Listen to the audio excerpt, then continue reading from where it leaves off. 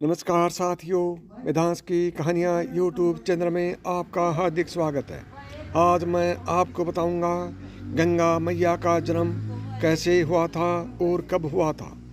वामन पुराण के अनुसार जब भगवान विष्णु ने वामन रूप में अपना एक पैर आकाश की ओर उठाया तो तब ब्रह्मा जी ने भगवान विष्णु के चरण धोकर जल को अपने कमंडल में भर लिया।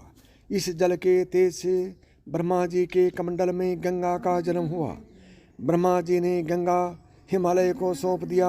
इस तरह देवी पार्वती और गंगा दोनों बहन हुई। इसी में एक कथा यह भी है कि वामन के पैर के चोट से आकाश में छेद हो गया और 3 धारा फूट पड़ी।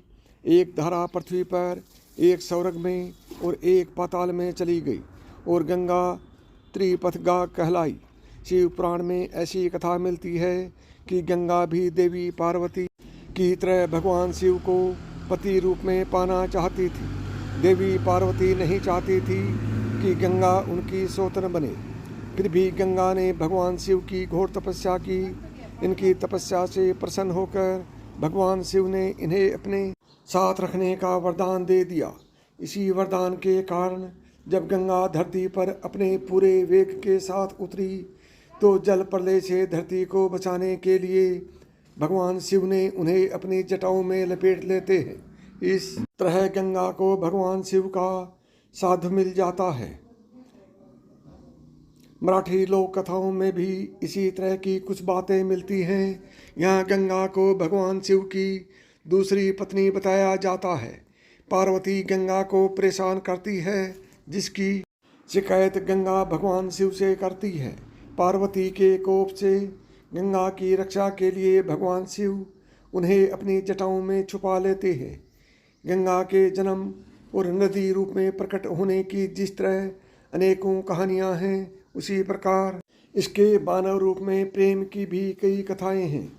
ब्रह्मा जी के शाप के कारण गंगा नदी रूप में धरती पर आई और दूसरी ओर महाभीष को हस्तिनापुर के राजा शांतनु के रूप में जन्म लेना पड़ा।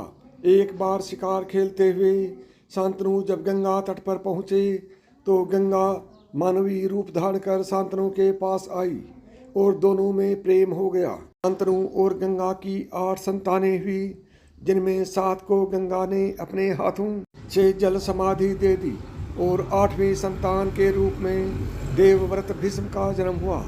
लेकिन देवव्रत को गंगा जल समाधि नहीं दे पाई। कहते हैं कि गंगा के 8 संतान वसु थे, जिन्हें शाप मुक्त करने के लिए गंगा उन्हें जल समाधि दे रही थी। लेकिन 8वीं संतान को शाप मुक्त कराने में गंगा असफल रही।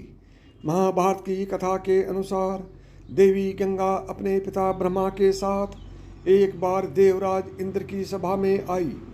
यहाँ पर पृथ्वी के महाप्रतापी राजा महाभीष भी मौजूद थे। महाभीष को देखकर गंगा मोहित हो गई और महाभीष भी गंगा को देखकर सुध बुध खो बैठे। इंद्र की सभा में नृत्य चल रहा था। तभी हवा के झोंकों से गंगा का आंचल कंधे से गिर गया।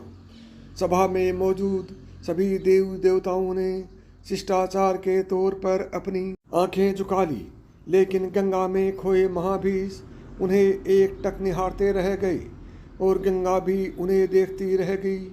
क्रोधित होकर ब्रह्मा जी ने शाप दिया कि आप दोनों लोकलाज और मर्यादा को भूल गए हैं, इसलिए आपको धरती पर जाना होगा और आप दोनों एक दूसरे को पसंद करते हैं, इसलिए वहीं आपका मिलन होगा।